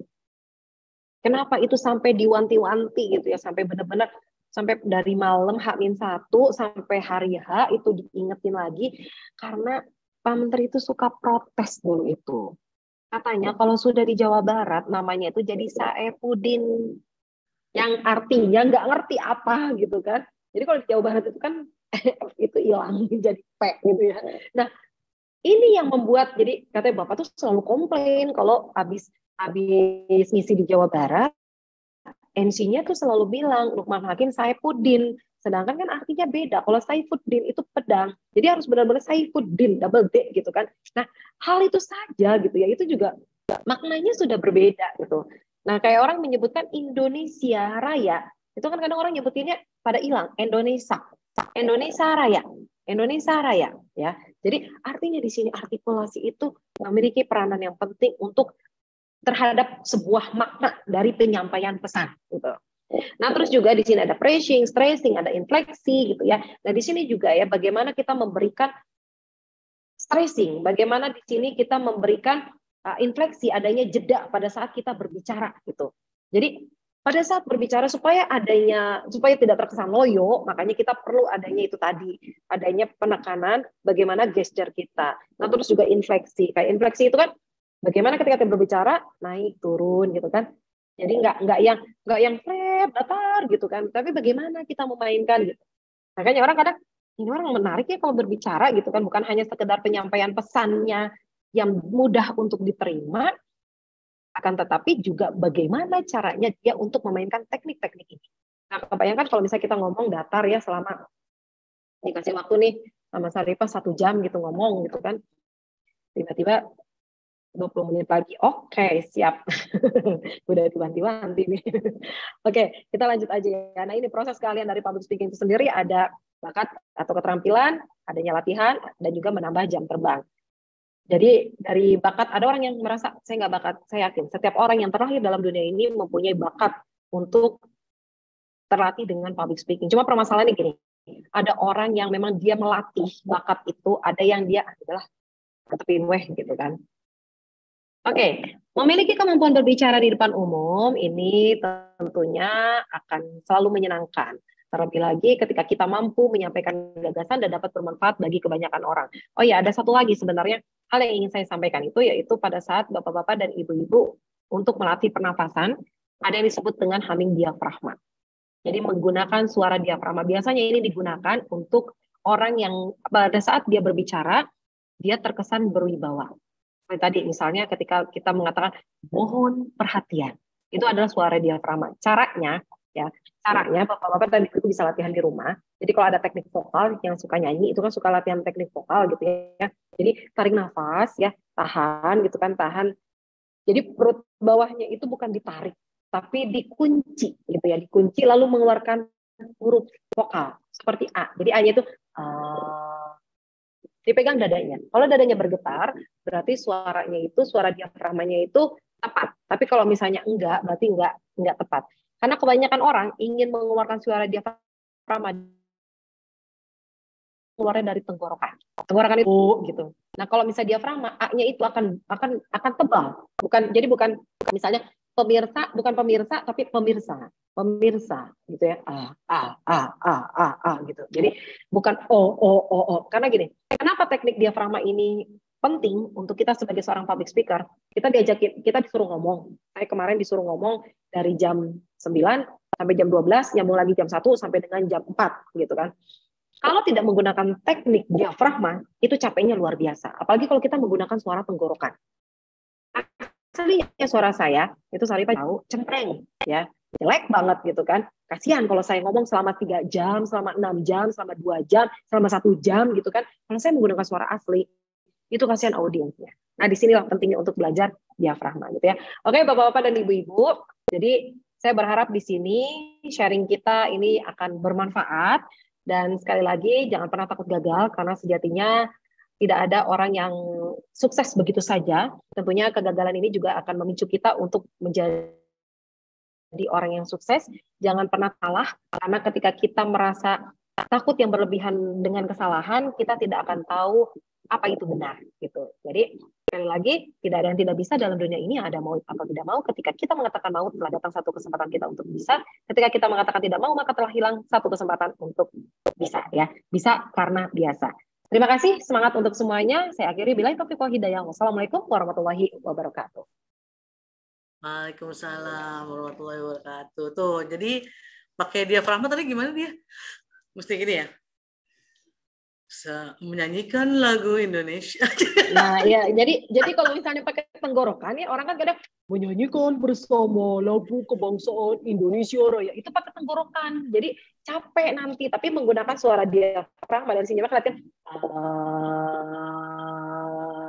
kan beda. Jadi menyanyikan bersama lagu kebangsaan Indonesia Raya. Nah, kan beda ya, A-nya itu beda. Jadi di sini keluar getaran itu di dada kita tuh keluar getaran. Jadi dari sini gitu. Beda. Jadi ya itu sih. Tapi butuh latihan emang. Iya, makanya sebenarnya kan kita emang pengen ngadain offline kan, cuman karena dari tempatnya juga udah ya maksudnya udah penghujung tahun gitu. Jadi ya udah mudah-mudahan nanti kalau menarik nanti lanjut part 2 ya. Boleh. Emang enaknya sih efektifnya ketemu langsung ya. Kalau ketemu langsung kan bisa langsung interaksi gitu, terus responnya juga kelihatan gitu kan. Terus juga itu tadi bisa latihan. Kemarin juga waktu lagi di PPNI itu kita latihan diafragma langsung. Jadi mereka itu kayak misalnya nyebutin gitu kan. Nah itu terus saya dilatih terus. Ayo nanti pas naik, pas turun. Cuman kalau di sini susah satunya online. Iya benar ya, udah nggak apa-apa, Gak apa-apa. nanti ada pertemuan berikutnya. Soalnya kita juga takut kalau misalnya ada offline tuh nanti dia banyak yang mau nganterin pulang gitu. Hai. Ya sih emang pokoknya kalau misalnya dari gue sendiri awal-awal juga emang gitu. Banyak alasan gitu di pikiran gue, gue nggak kenal orang-orangnya gitu. Kadang enggak, ntar gue kelihatan bego lagi gitu. Kadang-kadang suka mikir kayak gitu sih emang. Dan Ya emang. rata-rata pasti kita juga punya perasaan kayak gitu juga. Nah, tapi ini kan banyak yang nanya nih ya. Kita sekalian latihan aja deh gimana. Kalau misalnya yang nanya coba on cam sama open mic ya. Boleh Ada tuh. hadiah Stop saldo sharing. money 100.000 buat yang mau buat pertanyaannya, yang mau on cam sama on mic. Open mic. Open mic. Jadi nanti ada juga door prize-nya nih, tiga produk dari It's Smart ya. Nah, ini yang nanya ada dari ini dulu deh. Mana ya? Mana. Bye-bye, Iqbal dari Gadget Squad. Mana bye-bye? Buka mic-nya. Buka mic-nya. Buka kameranya, Bay. Enggak lah, Kak Ahmad. Buka mic. Mana bye-bye? Bye, buka bye. Bye, buka bye. Ayo. Gaskeun. Buka. Ayo. Oke, kalau enggak coba kita ke Om Maul ada enggak? Oh, udah itu ya. Oh, Agan Adit. Assalamualaikum. Mana Agan Adit nih? Oh, halo. Coba Agan Adit dulu ya. Agan Adit, ini kan ada pertanyaan nih dari dirimu. Ya, Mas Pras ntar ya. Mas Pras kayaknya nggak sabar banget nih Mas Pras nih. Mau nanya sama saya apa mau? Nih Agan, ini kan ada pertanyaan. Coba dibacakan seperti seolah Anda sedang menjadi pembawa acara. Waduh. Mantap. Testing. Ya, silakan. Saya Adit dari Gadgetan. Mau bertanya ke Mbak Dia. Kira-kira ada nggak sih tips dan trik buat orang yang malu-malu kayak saya biar meningkatkan keberanian ngomong di depan orang banyak sehingga dapat meningkatkan atensi peserta? Terus kira-kira perlukah latihan setiap hari? Apakah perlu juga mengikuti World Public Speaking rutin dan membaca referensi dari berbagai sumber? Terima kasih. Terus juga ini Mbak, misalnya kalau kita udah latihan kan, misalnya tiba-tiba nggak percaya diri tuh langsung blank gitu kan. Nah, biar percaya diri lagi gimana? Biar jadi pas ngomong depan orang tuh jadi lancar lagi gitu Mbak. Oke, itu aja sih. Ini lancar kok ngomong depan orang banyak. Kan jadi di panggung Mbak. Kalau di panggung mah demam langsung. Nah itu karena tidak terbiasa gitu kan. Jadi sebenarnya orang yang merasa takut gitu kan, sebenarnya itu sih terkait dengan faktor psikologis gitu ya. Itu terkait dengan mindset kitanya gitu. Karena kita saya malu mau di depan gitu. Terus kita tidak akan pernah berani kalau pikiran-pikiran itu selalu muncul di dalam pikiran kita gitu. Jadi kalau misalnya menanyakan bagaimana sih caranya supaya nggak malu gitu ya, mindsetnya Bapak yang perlu diubah ya, Agan ya. Jadi mindsetnya yang diubah gitu. Jadi ngapain sih kita perlu malu gitu kan? Karena kalau kita tidak pernah mau mencoba, jadi gini, karena kita terlalu ada dalam pikiran kita takut gagal, takut salah, takut ini, takut itu gitu kan. Padahal sebenarnya itu belum tentu terjadi. Kalau misalnya salah, ya wajar. Karena orang juga tidak akan belajar dari kesalahan gitu. Kalau kita tidak pernah salah, orang itu tidak akan pernah belajar dari kesalahannya. Dan saya juga sudah sejauh ini gitu ya, maksudnya bergelut di dunia MC, training gitu kan, trainer gitu kan, terus juga bergelut di bidang pendidikan, saya ngajar. Itu selama proses itu banyak kok kesalahan-kesalahan yang terjadi. Bahkan saya sering dikritik. Dulu saya kalau melakukan MC gitu ya, saya dikritik misalnya gini, sampai dengan pada akhirnya orang itu dari ngeritik masalah vokal, masalah penyusunan kata, diksi, pemilihan kata, sampai dengan akhirnya orang tuh udah bingung kali ya ngeritik saya masalah pakaian. Jadi dulu pernah saya waktu lagi mau MC acara wisuda, kan yang namanya nyetir pasti ngelipet gitu kan si gaun gitu, pas bawahnya tuh ngelipet. Jadi pas saya lagi berdiri ya lipetan itu ada gitu, padahal ya disetrika lah, nggak mungkin saya nggak nyetrika gitu kan. Nah karena memang kita menjadi public figure, kita menjadi center, orang itu pada akhirnya kan melihat, jadi wah ini suara udah nggak ada apa-apa nih, maksudnya nggak ada masalah, terus juga pemilihan diksi juga nggak ada masalah, ya udah dari pakaiannya gitu kali ya. Tapi saya berpikir setiap orang yang mengkritik saya itu adalah orang yang peduli dengan saya. Jadi semenjak itu menjadi warning buat saya kalau oh saya lagi di depan nih, entah itu mau MC, entah itu mau ngisi, mau training gitu ya, pasti saya akan memperhatikan penampilan dari atas sampai dengan bawah. Termasuk ini kerudung gitu ya, itu pasti akan saya setrikakan dulu. Jadi kalau kemana-mana saya bawa setrikaan gitu. Jadi kerudung tuh harus kayak jalan tol, Pak. Jadi ya itu Pak. Jadi masalahnya di sini sebenarnya adalah mindsetnya yang perlu diubah. Terus yang kedua kalau misalnya tiba-tiba ngeblank gitu ya, ketika tiba-tiba ngeblank itu kita jangan menjadi beban, terfokuskan di apa yang mau kita sampaikan sebelumnya. Karena biasanya orang ngeblank itu, makanya ngeblanknya dia bisa delay-nya lama karena dia terlalu fokus. Saya tadinya mau menyampaikan ini. Lebih baik ketika kita merasa ngeblank, udah kita fokus, kita ganti fokus kita dengan yang lain gitu. Jadi kalau misalnya blank lagi ngejelasin slide yang ini, saya ngeblank, udah next aja. Gitu. Jadi jangan dipaksain, karena kalau blank kita dipaksain, itu akan semakin memperrumit ya, semakin memperburuk keadaan kita nanti. Nah, biasanya ngeblank itu faktornya, salah satu faktornya adalah kita menghafal. Jadi bukan memahami gitu. Kalau kita menghafal, hilang saja satu huruf, ketemu misalnya ditatap nih sama Saripah, udah langsung wah, ngeblank, hilang. Kenapa? Karena dia menghafal. Jadi dia menghafal satu kata demi kata, kalimat demi kalimat, bahkan tik dan komanya tuh dihafal. Dan pada akhirnya ketika melihat orang atau fokusnya tergantungkan gitu ya, terganggu, dia udah langsungnya apa ya, saya mau ngomong apa gitu. Jadi kalau menurut saya biar Bapak tidak ngeblank ya, itu yang namanya materi itu benar-benar dipelajari dan dipahami. Terus Pak, kalau Bapak mau terus menambah wawasan untuk melakukan latihan secara terus-menerus gitu ya, karena saya juga bisa sampai dengan hari ini saya selalu latihan Pak. Sampai dengan hari ini kalau mau MC, besok MC, nah sebelumnya saya latihan di rumah gitu. Jadi latihan itu memang penting. Jadi bukan karena kita sudah ekspor, kita sudah biasa terus latihan itu enggak. Nah, sebenarnya dengan menambah jam terbang ya, ini juga salah satu bentuk bagaimana kita itu melakukan yang namanya latihan. Gitu. Ini luar biasa banget nih, pertanyaannya bagus dan banyak sekali. Pantas nih buat dapat hadiah. Ada lagi yang belum terjawab, Pak? Sip. Udah, Mbak. Sip. Terima kasih, Gimana, Mbak. Gan? Semangat. Mantap. Semangat ya, Pak ya. Semangat. Saya pikir, saya yakin Bapak pasti akan bisa menjadi public speaker yang hebat. Mantap. Terima kasih, Mbak. Siapa, Gan? Sama-sama. Oke, Gan. Setelah ini kayaknya Mas Prasetyo dulu kali ya. Habis Pras baru Mas Daru. Mas Daru ada nggak ya? Mas Daru masih ada kan? Siap-siap ya. Open cam sama mic-nya.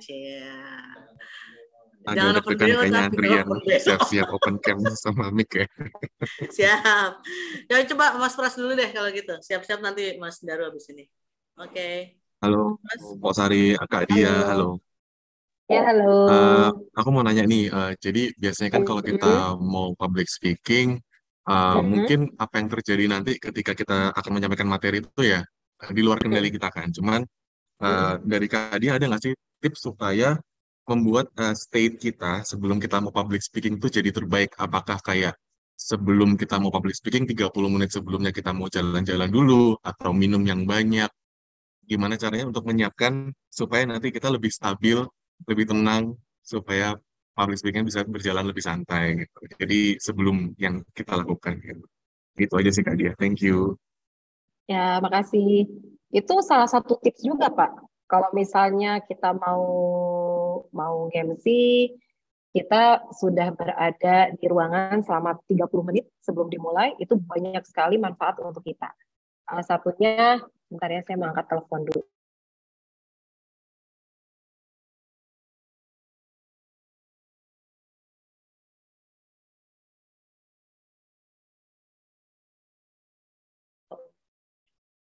Nah, jadi tadi 30 menit sebelum acara dimulai kita sudah stay, itu bagus, Pak.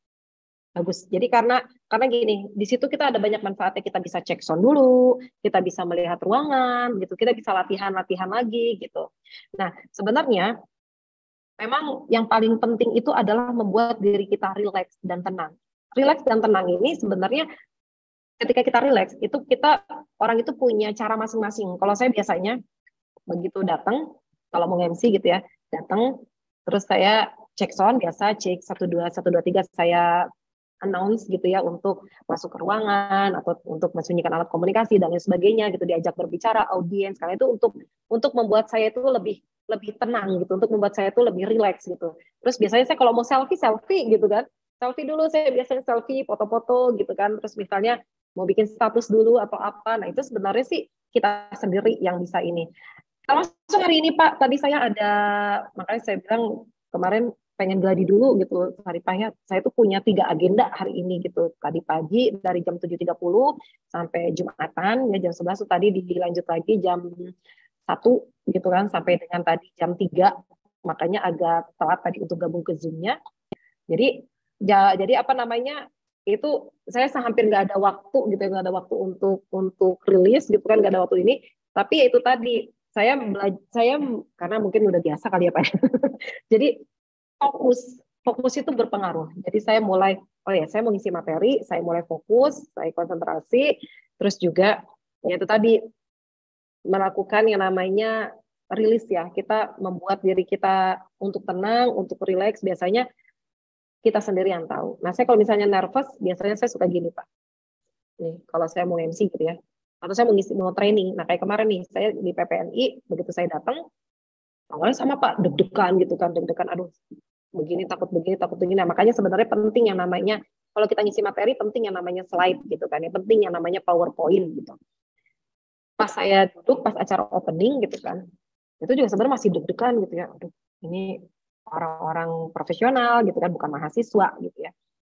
Nah, tapi saya gitu, biasanya saya liatin satu-satu sambil saya senyum, atau ada orang yang saya ajak bicara untuk orang yang misalnya saya ajak bicara dulu supaya mencairkan suasana dan mencairkan supaya saya tuh nggak tegang gitu kan.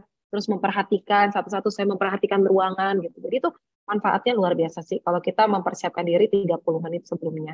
Atau Bapak tadi pengen jalan-jalan dulu gitu ya, itu juga boleh gitu. Pengen ngerokok dulu, biasa kalau cowok gitu kan ya.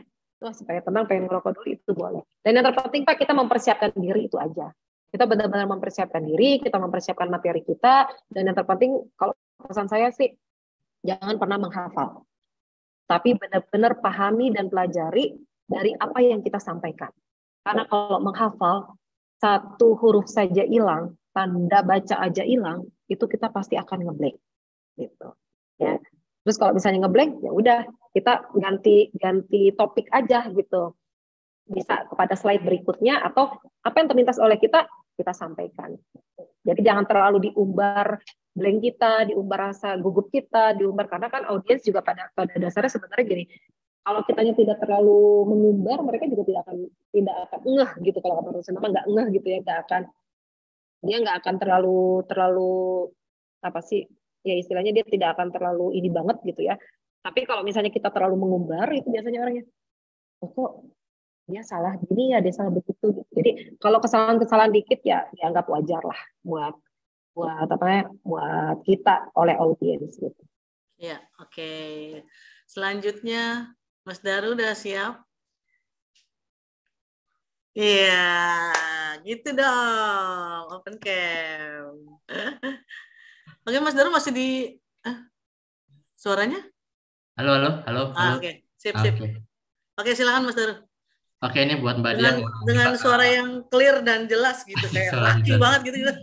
Nggak, tadi kan sudah jelasin ya, kalau public speaking itu kan berbicara kepada audiens, tapi kalau tadi juga sebutin ada soal kalau bicara sama narasumber, sama orang penting juga mesti jaga-jaga kan, jangan sampai nanti malah salah ngomong, kayak tadi misal orang narasumber tersinggung atau gimana itu, menyalahi protokol. Nah, kalau misalnya dari Mbak Dia sendiri, mau nanya Mbak, kalau kira-kira gaya public speaking yang cocok untuk membuat narasumber mungkin merasa nyaman atau mau membuka ruang ya, membuka kesempatan buat dia mau berbagi informasi yang mungkin informasi ini tadinya nggak disampaikan ke wartawan lain, tapi ketika kita doorstop kita ngomong dia dekat, nanya dekat, ternyata dia mau membagi informasinya itu. Kira-kira seperti apa sih Mbak gayanya atau yang enaknya gimana? Yang Intinya pertama mungkin kali, biar narasumbernya bisa jujur gitu, Mm-mm. berbagi aib gitu ya. yang pertama kali sih sebetulnya gini Pak, ini perlu adanya pendekatan persuasif ya, pendekatan komunikasi sebenarnya. Yang pertama kali perlu dilakukan oleh kita adalah kita pahami latar belakang dari narasumber kita. Latar belakang keluarga, latar belakang budaya, latar belakang beliau gitu. Kita ketahui dulu. Karena gini, ketika kita mengetahui latar belakang beliau, kita nanti akan mampu menggunakan bahasa yang pertama mudah dipahami oleh narasumber kita, yang kedua kita tidak akan menyinggung apa yang tidak disukai oleh narasumber kita. Terkadang ada orang yang gini, dia senang banget nih untuk bicarain keluarganya. Misalnya ada orang yang dia sangat excited kan bicara keluarga, tapi ada juga jangan salah, ada orang yang tidak excited kalau kita bicara tentang keluarganya. Nah ini kan nggak bisa disamaratakan. Kalau kita baru ketemu terus kita nanya, Pak gimana istri sehat Pak, itu aneh maksudnya. Ya itu aneh karena gini, ada orang yang suka. Ada orang yang dia respect ketika bicara tentang dia sangat excited bicara keluarganya. Ada orang yang tidak excited karena itu dianggap sebagai privacy. Nah kita juga kan nggak bisa yang langsung nanya tembak gitu ya. Nah kita pelajari dulu nih. Jadi kita kalau mau dapat narasumber kita pelajari dulu kebiasaannya, apa yang disukainya gitu kan. Kalau kita mau karena gini kan harus ada pendekatan personal. Orang gimana mau terbuka dengan kita kalau kitanya itu belum apa-apa sudah seperti menjustifikasi gitu loh. Kita udah yang tuk kita langsung nanya tuk gitu, tapi kan kita jadi kalau jadi kitanya pahami dulu nih narasumbernya siapa gitu kan, terus kebiasaannya apa, makanan kesukaannya apa gitu kan. Nah sebenarnya ini juga bagian dari protokoler ya, bagaimana memahami latar belakang dari audiens itu gitu. Jadi kalau yang sangat terpenting dan mendasar itu adalah bagaimana kita memahami latar belakang dari audiens, karena dari situlah kita akan mampu untuk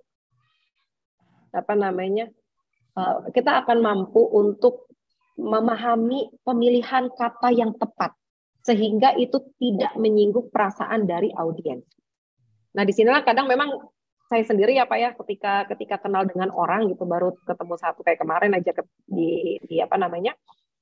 ada yang langsung merasa bahwa resep ya ngomongnya klik nyambung gitu kan, ada yang merasa nyaman dan lain sebagainya gitu kan. Nah berarti kan di situ orang tuh yang jadi langsung ada yang langsung cerita gitu kan, cerita tentang ada yang curhat gitu segala macam. Saya pikir baru kenal udah curhat gitu kan. Nah itu kan sebenarnya teknik pendekatannya, pendekatan personalnya, komunikasi secara personalnya dulu yang perlu dibangun sebelum kita nanya-nanya pada berikutnya. Jadi kalau Bapak udah mengetahui latar belakangnya, nanti kita akan enak nyambungnya kemana nih gitu. Tapi kalau Bapak nggak tahu latar belakang ya itu tadi. Bapak misalnya, Pak gimana kabarnya? Gimana kabar istri Bapak? Kita nggak tahu apakah dia lagi punya masalah dengan istrinya gitu kan. Itu malah sensi. Malah jadi apa sih nanyain keluarga? Udah. Jadi pas ditanya-tanya enggak udah gitu kan. Jadi akhirnya dia off the record gitu ya. Akhirnya dia menutup diri gitu. Nah, sebenarnya ketika salah satu cara untuk membuka saluran komunikasi ya membuka saluran komunikasi dari lawan bicara kita itu adalah kalau dalam ilmu komunikasi itu ada yang disebut dengan pahami frame of reference dan field of experience. Jadi pahami latar belakang pengalaman dari latar belakang orang yang kita ajak berbicara, pengalaman orang yang kita ajak berbicara dan juga memahami rangka berpikirnya. Jadi komunikasi itu nanti akan efektif. Karena komunikasi efektif itu akan terjadi apabila adanya kesamaan makna. Yang salah satunya itu dengan bagaimana kita melakukan memahami latar belakang sehingga nanti kita akan tahu dan ini Bapak akan tahu orang ini nggak senang nih bicarain, orang ini lebih senang ngomong golf misalnya. Nah berarti kan ketika Bapak sudah tahu latar belakangnya, Bapak pelajari berikutnya. Walaupun Bapak nggak suka nih golf misalnya, atau Bapak nggak suka nih untuk karaoke misalnya, tapi Bapak mempelajari lagu-lagu yang disukai, mempelajari gini-gini. Jadi kalau ngomong tuh nanti TikTok gitu nyambung. Kan orang akan senang ya kalau ngomong tuh TikTok gitu ya. Jadi nggak ada gap, jangan ntar Bapak ini ngomong ini nggak nyambung, Bapak ini nggak nyambung. Karena gini Pak, orang itu ketika kita berbicara dan kita membicarakan kesukaannya, kegemarannya, hobinya, apa yang dia gemari, itu nanti secara tidak langsung orang itu akan nyaman ngobrol dengan kita yang pada akhirnya kita nanya begini-begini itu dia akan keluar dengan sendirinya. Terus juga teknik tekniknya Pak, teknik wawancaranya itu bukan seperti kita kayak menghakimi atau nodong gitu ya. Kadang orang itu suka nggak mau. Gitu. Jadi ini sebenarnya lebih ke teknik komunikasi sih Pak. Gitu. Semangat Pak. Ya, sukses ya Pak. Ya. Oke, thank you Darul pertanyaannya. Ada satu lagi nih yang kayaknya harusnya on cam nih, Bang Jun. Bang Jun, yuhu. Siap nggak nih Bang Jun? Pada malu-malu ya. Iya, mungkin pada belum mandi kayaknya. Oh tuh dia, oke, udah on cam. Silakan Bang Jun. Rambutnya digini dulu. Ya. Ayo nanya. Mbak suara Mbak yang Dia mau nanya nih Mbak. Jelas. Ya, sorry Mbak Dia. Ya. Mbak Dia mau nanya teknik public speaking seperti apa sih yang misalnya materi kita itu gampang dicerna oleh audiens gitu. Maksudnya apa yang dengan penyampaian serius atau lewat jokes-jokes gitu Mbak. Itu aja sih nanyanya. Oke. Kalau penyampaian kita mau diterima oleh audiens, tadi sebenarnya hampir nyambung dengan pertanyaan Bapak. Siapa tadi yang sebelumnya, Pak? Darun. Nah, Pak Darun ya. Jadi sebenarnya kalau misalnya kita mau nyambung dengan audiens, kita pahami audiens itu siapa, sehingga nanti kita akan bisa memilih kata. Karena gini, kalau kita tidak memahami audiens kita itu siapa, khawatir kita menggunakan bahasa dewa yang tidak dipahami oleh audiens. Dan situ nanti akan terjadi gap komunikasi gitu. Ya, misalnya nih, Bapak lagi melakukan penyuluhan ke desa-desa. Tapi Bapak menggunakan bahasanya itu bahasa-bahasa intelektual yang tidak dipahami dengan orang desa. Apakah pesannya akan diterima dengan baik? Nggak nyambung kan? Adanya gap. Jadi begini gitu. Nah, berarti kalau penyampaian pesan kita itu mau diterima oleh mereka, berarti kita pahami dulu. Oh, berarti kalau orang desa ini kita turunkan standar kita memilih kata, memilih diksi ya. Kata yang memang benar-benar mudah dipahami dan mudah dicerna oleh mereka. Berarti mau pakai jokes atau serius pun itu sebenarnya nggak masalah selama kita. Nggak masalah, iya. Justru pakai jokes lebih bagus gitu. Tapi jokesnya juga jangan sampai nanti jadi garing gitu kan. Ya. Jangan sampai sara juga kan. Nggak sara juga gitu. Itu jadi kalau mau pakai jokes atau mau pakai pantun atau apa gitu untuk supaya lebih rileks lagi, itu nggak masalah Pak. Jadi mau serius, mau jokes, yang terpenting itu adalah ya itu tadi, kita pahami dulu nih audiens kita siapa gitu. Karena nggak mungkin juga kayak misalnya gini, kita main ke pedesaan, umurnya ibu-ibu di atas 60 tahun yang kita lakukan penyuluhan. Kita berpikirnya sekarang ini yang lagi viral misalnya di TikTok itu lebih kepada hal-hal sifatnya lebih ke anak Gen Z gitu ya. Terus kita masuk ke orang usia 60 yang kolonial, nyambung nggak? Pasti nggak akan nyambung gitu loh. Menggunakan bahasanya bahasa-bahasa kayak misalnya, ya nanti kita verifikasi. Dan mereka mah nggak akan ngerti. Oh, kita harus validasi gitu kan. Mereka nggak akan ngerti. Dan nanti akan terjadi gap gitu. Tapi kalau dengan orang yang memang latar belakangnya misalnya pendidikannya sama, atau misalnya minimalnya dia pendidikan misalnya kuliah atau dan sebagainya. Nah, misalnya kita menggunakan bahasanya itu bahasa yang mudah dipahami, agak naik dikit, kitanya paham, dianya paham, itu akan nyambung gitu. Makanya kenapa orang itu bisa nyaman pada saat berbicara, ketika lawan berbicara itu merasa nyaman, satu, karena pembicaraannya nyambung dan TikTok. Caranya supaya nyambung dan TikTok itu tadi pahami latar belakang orang yang kita ajak berbicara gitu Pak. Okay. Jadi mau pakai jokes boleh, mau secara formal boleh, itu mah tinggal bagaimana cara kita meramu, meracik gitu ya supaya karena gini Pak, ada orang yang dia serius terus dia dipaksain jokes gitu kan, nanti jadinya garing gitu. Tapi ada orang yang serius tapi penyampaiannya tuh enak gitu ya, dia penyampaiannya tuh bisa mudah dipahami, dia menggunakan teknik-teknik tadi, bagaimana dia memainkan intonasi, artikulasi, dan lain sebagainya, sehingga orang menerimanya jadi, oh iya ya, enak nih orang diajak berbicara, walaupun bisa pembicaranya itu serius gitu. Jadi seperti itu ya. Oke. Mas Jun. Ini di atas tadi ada, Bapak bener nih nggak mau, halo? Thank you ya Mbak. Udah ya, Kak, bisa Kak. Bermanfaat, semoga bermanfaat ya. Siap. Bapak bener nih nggak mau on cam nih? Ya udah tuh ditanya. Tantangan ya jadi on cam. Iya, On cam berarti tantangan dia, ya. dia belum mau viral kayaknya anaknya. Oh iya. Kalau gitu ditanya. Terima aja deh. kasih. Tadi Bapak itu nanya dia, dia minta tips saja sih. Kalau misalnya tiba-tiba ngeblank gitu, tadi mungkin dia Sama agak sebenarnya yang kepikiran pertama ya. Kalau misal tipsnya tuh tiba-tiba ngeblank gitu loh di depan orang banyak, tipsnya apa dia? Kalau misalnya kita ngeblank, sebenarnya sama sih sama pertanyaan yang pertama tadi gitu ya. Jadi kalau misalnya ngeblank, kita jangan difokuskan pada blank kita. Tapi kita langsung misalnya gini, kalau misalnya kita materinya udah ada, makanya sebenarnya di situ penting sih kita membuat poin-poin gitu ya. Poin-poin catatan gitu, mau bentuknya PowerPoint atau dalam tulisan gitu kan. Jadi kalau ngeblank kita bisa lihat, oh poin berikutnya saya bicara ini gitu. Jadi kalau misalnya emang udah ngeblank, ya udah lanjutkan saja pada pembicaraan berikutnya, pada apa yang akan kita sampaikan berikutnya gitu. Maksudnya pada materi berikutnya, kalau misalnya emang kita sedang menyampaikan materi gitu ya. Kalau misalnya kita tiba-tiba lagi ngomong ngeblank, nah lagi ngeblank itu kita langsungnya tarik nafas, terus kita tenang gitu kan, kita tenang langsung. Baiklah Bapak-Bapak dan Ibu-Ibu, jadi seperti yang saya sampaikan sebelumnya, nah kita tarik lagi, pasti kita ingatkan nih, yang sebelumnya saya menyampaikannya ini nih gitu. Sampaikan lagi, kita ulang lagi bahasa kita sendiri. Makanya di sini saya berharapnya sih tidak menghafal ya, karena kalau menghafal itu tadi kita balik lagi ke pembicaraan sebelumnya, kita mengulas pembicaraan sebelumnya, tapi kita jadinya jatuhnya malah lupa lagi kalau kita menghafal. Jadi kayak misal tadi gini, saya ngeblank nih pada saat gesture misalnya. Jadi Mariana mengatakan gitu kan, apa? Tarik nafas saja.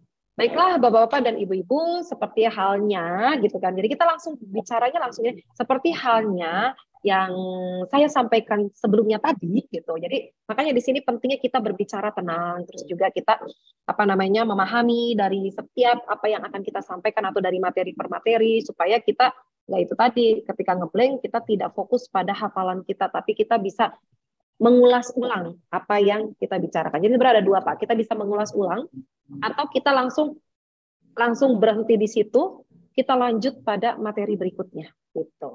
Ya, ini ada pertanyaan dari gue sih sebenarnya. Tadi kan ngomongin soal artikulasi kan ya. Artikulasi itu pelafalannya gimana. Nah, kalau misalnya orang punya dialek, terus dia ya maaf misalnya dia cadel gitu. Itu ada tipsnya nggak sih buat biar gimana ya istilahnya ya? Biar enak aja gitu. Karena kan orang kan kalau misalnya udah dia punya dialek terus atau misalnya dia cadel gitu kan artikulasinya juga kan susah kan gitu. Iya. Tapi jangan salah juga, cadel itu nanti bisa jadi ciri khasnya. Oh, oke. Kalau dia bisa ngolahnya. Saya dulu punya mahasiswa. Tapi sebenarnya ada dua nih.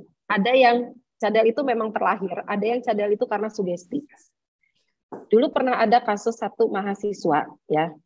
Asik punya ciri khas, iya. Ada satu mahasiswa yang dia cadelnya karena sugesti. Jadi waktu itu sampai saya bilang gini, kita praktek news presenter ya, saya bilang gitu. Terus dia pernah bilang gini, Bu, saya cadel, kata gini. Terus saya bilang gini, coba kamu tidak berpikir bahwa kamu cadel gitu. Tarik nafas, kamu berbicara, terus tidak berpikir cadel, jadi mindsetnya tuh diubah. Ternyata pas pada saat dia praktek, dia bisa nggak cadel, tapi saat praktek doang gitu.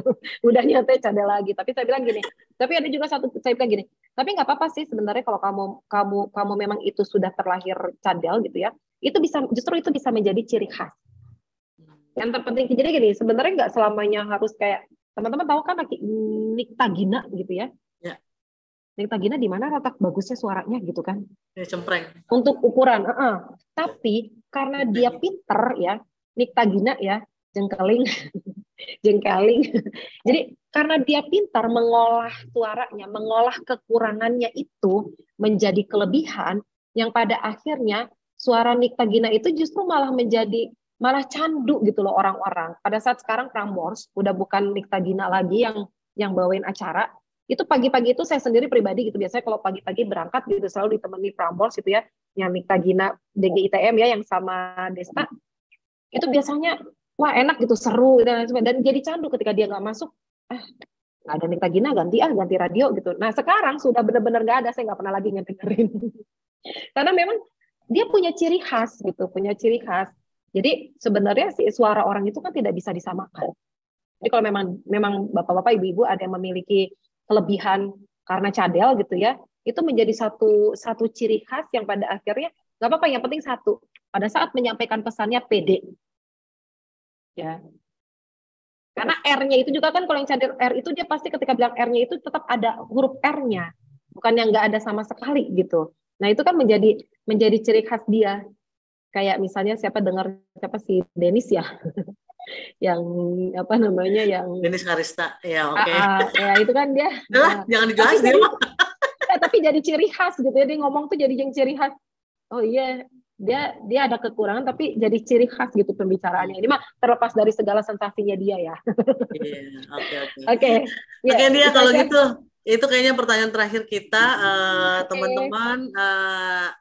Mudah-mudahan cukup bisa dipahami ya gitu, walaupun ini acaranya online gitu. Tuh kan tadi diingetin katanya hanya banyak katanya gitu. Oke, tarik nafas dulu.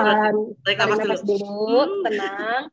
Saya kalau misalnya gini, kalau mahasiswa ya, ini nggak ada e-nya ya, bilang gitu. Jadi kalau bisa ada e, anak-anak tuh langsung bilang astagfirullahaladzim. Jadi kayak yang dengar kata e itu kayak ketemu setan gitu kan, langsung astagfirullahaladzim gitu. Padahal sebenarnya mah ya. Iya, untung astagfirullah bukan ya Allah ya Allah ya Allah. Jadi kalau udah kata gitu langsung tarik nafas. Baik, jadi ya kalau gitu pokoknya mudah-mudahan semua sudah bisa dipahami dengan baik gitu, teman-teman. Insya Allah gitu, kalau misalnya ada rezeki gitu, ada udah jadi jodohnya gitu ya gitu, tahun depan kita bisa coba untuk praktekin lagi secara online gitu. Asik, kita bisa ketemu nih secara. Iya, di sini ada Mas Didit, ditunggu Mas Didit untuk PO berikutnya. Ya dong, biar ketemu nih muka-mukanya, kalau begini kan nggak kelihatan wajah-wajahnya gitu ya. Iya, benar. Nah, tadi udah ada pertanyaan beberapa. Jadi kita udah memilih 3 door prize dari Eat Smart, produk Eat Smart dari Rajaya. Itu ada Mas Adit, Agan, Mas Daru sama Om Jun. Produknya nanti kita kabarin ya gitu. Nanti ada Om Jabluk yang japri satu-satu. Terus ada 3 e-wallet juga. Ini ada Babay, ada Mas Pras dan Om Maul ya. Nah, alhamdulillah sudah tuh kan. Jadi Islami sekali saya, alhamdulillah. Sudah di penghujung acara. Teman-teman semua, terima kasih atas kehadirannya. Ibu Diah, terima kasih juga atas kesediaannya udah mau mengajarkan kita gitu ya. Belajar bersama. Iya, sehat selalu Bu Diah, sehat dulu teman-teman semua. Sehat semua, sukses semuanya ya. Lagi aktivitasnya. Sampai ketemu bulan minggu depan kita ada workshop berikutnya ya. Ada workshop berikutnya tentang media, prediksi media di 2023. Insya Allah pembicaranya nanti kita kabarin lagi. Pokoknya siap-siap aja. Kita kira-kira 2023 tuh industri media tuh kayak gimana gitu loh. Kita kali aja ada yang mau punya media sendiri kan gitu, kayak Mas Bambang, kayak Mas Dini, Mas Maul gitu. Oke, kalau gitu terima kasih atas kehadirannya teman-teman semua, sehat-sehat selalu. Selamat tahun baru, belum ya? Selamat Natal juga kalau misalnya ya bagi yang merayakan. Assalamualaikum warahmatullahi wabarakatuh. Waalaikumsalam warahmatullahi wabarakatuh. Dadah semuanya, sukses selalu ya. Thank you, Pe. Terima kasih dia. Ya, sama-sama. Liv ya. Ya, sama-sama.